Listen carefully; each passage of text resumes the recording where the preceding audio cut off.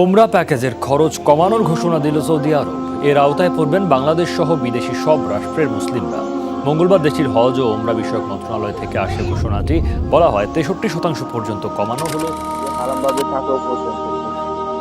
আমরা জানি যে একজন ব্যক্তির উপরে হজ ফরজ হয় যখন সে ব্যক্তি বাইতুল্লাহ ভ্রমণ করতে পারবে এবং তার সাথে সাথে আনুষঙ্গিক যে বিষয়গুলো আছে, হজের কুরবানি দেওয়ার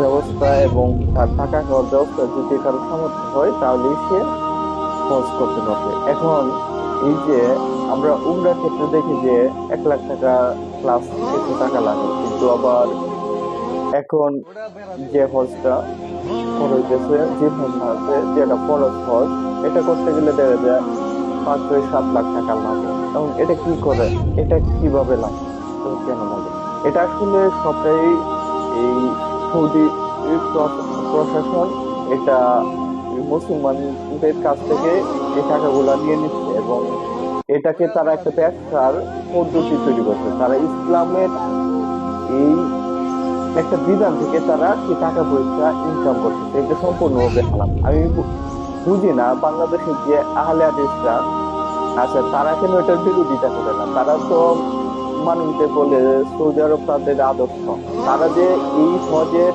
মতো একটা বিধানকে তারা কি করছে, কলুষিত করছে, সেখান থেকে হারাম ভাবে তারা টাকা উপার্জন করতেছে।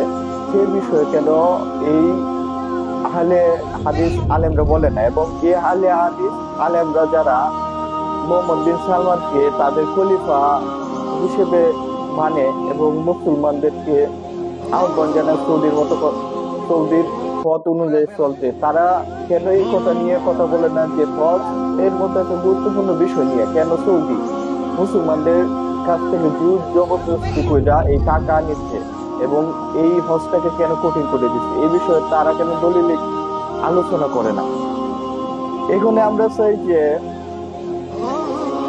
ইসলামের যে ব্যবস্থা, ইসলামের ব্যবস্থা হচ্ছে কোনো দেশ থাকবে না, কোনো দেশে যাইতে গেলে আপনার ভিসা লাগবে না। এবং এই যে এখানে 90 দিন একটা অনেক দেশে ভ্রমণ বিষয় ফ্রি করে দেয়, উমরার সময় তো খরচটা কম রাখে, কিন্তু হজের সময় সে খরচটা বহু গুণে বাড়ায় হারাম ভাবে এই সৌদি সরকার মুসলমানদের কাছ থেকে সম্পদ লুটপাট করতেছে।